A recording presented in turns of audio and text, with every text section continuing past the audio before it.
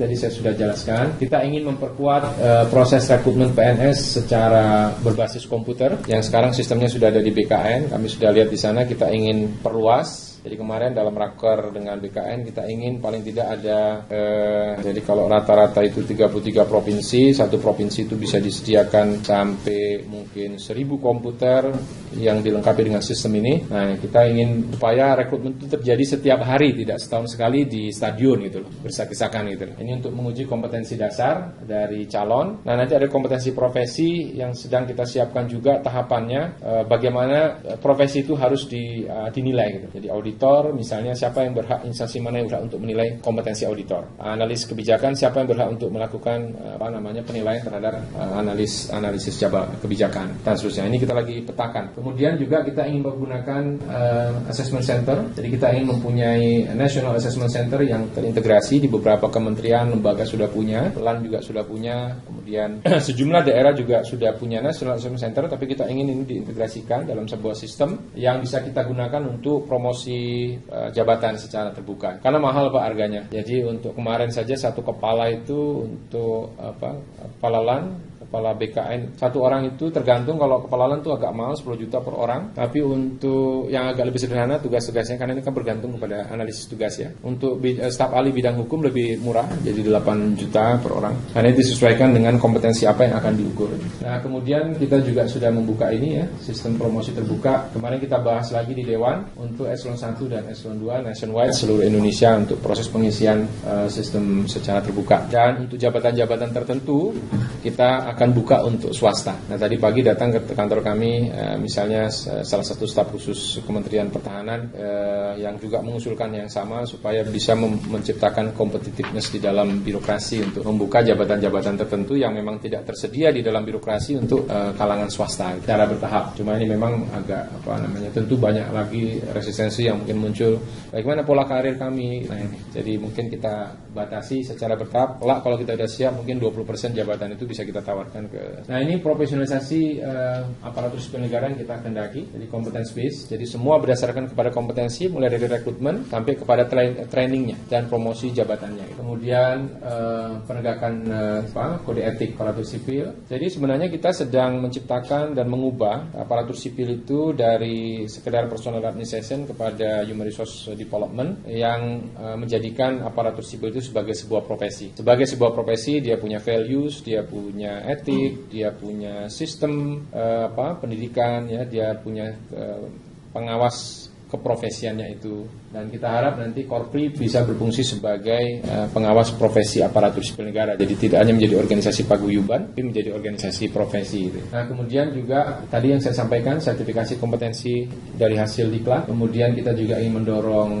job rotasi yang secara periodik dilakukan supaya mencegah orang tidak hanya berada di dalam suasana basah sehingga bisa menimbulkan implikasi-implikasi yang buruk, misalnya rekening gendut segala macam. Kemudian juga kita ingin menerapkan sistem pengukuran kinerja individu yang sekarang memang sudah kita mulai rintis ya, dan peningkatan jabatan-jabatan fungsional. Jadi sebagai pengganti jabatan struktural eselon 3-4 secara selektif dan bertahap, paling utamanya di unsur pelaksana, kita juga ingin mengganti itu dengan jabatan-jabatan fungsional ya. Sekarang kita sedang mengidentifikasi itu, kita minta bantuan LAN juga kemarin, yang sudah kita tetapkan itu 114, tapi kemarin kita minta bantuan LAN itu mungkin ada sekitar 96 jabatan fungsional baru yang harus kita tetapkan, termasuk pengadaan tenaga pengada barang, melalui peningkatan jumlah, melalui karir path yang jelas, juga melalui pendidikan dan latihan untuk tenaga fungsional, dan tentu saja dengan dengan perbaikan tunjangan jabatan fungsional supaya tidak ada kelas priayi, kelas non priayi menurut Pak Eko Sutrisno di BKN itu. Nah, kemudian kita juga ingin mendorong Reform Leaders Academy untuk menciptakan reform the reformers di kementerian dan lembaga. Jadi mudah-mudahan program yang Bapak Ibu ikuti pada hari ini juga menjadi bagian daripada reform the reformers tadi itu. Kita butuh critical mass yang cukup untuk bisa menjalankan perubahan. Jadi tidak cukup hanya di sejumlah leading sektor, tapi harus di setiap. Nah, ini juga sudah saya jelaskan ya, pengembangan government resource management system, kemudian perbaikan deregulasi dan deregulasi ini.